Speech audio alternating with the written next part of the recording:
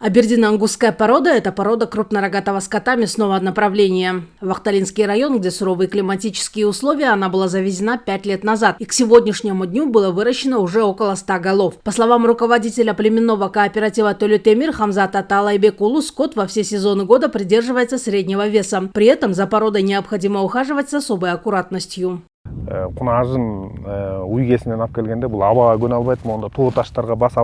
В область необходимо привозить только телят. Если привозить взрослую особь, то ей будет сложно передвигаться. Она может пасть в этой скалистой местности. Я сначала привез 20 голов, и некоторые из них пали. Затем я привез телят. Они выжили, потому что они с малого возраста оказались в этой среде и приспособились жить в ней.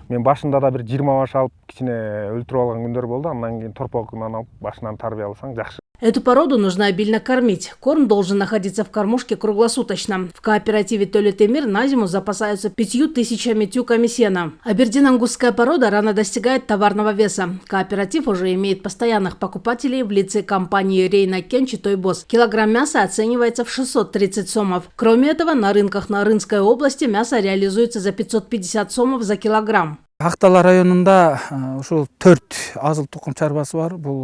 Ахталинском районе функционирует 4 племенных хозяйств. У них есть статус. Они соответствуют необходимым требованиям. Свою продукцию они реализуют не только в нашей области, но и в Ысык-Кульской области, а также в городе Бишкек.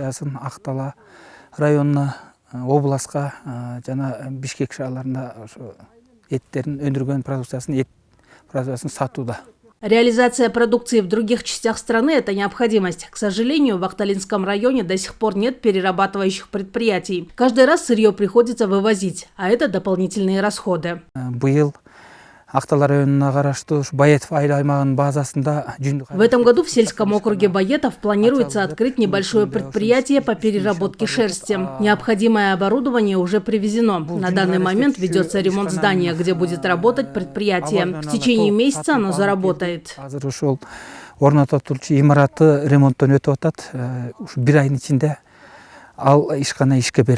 Согласно статданным, в Нарынской области на сегодня функционирует 175 кооперативов. Из них 13 занимаются разведением племенных хозяйств. Ожидается, что в будущем их количество будет расти. В связи с этим возникает необходимость создания перерабатывающих предприятий.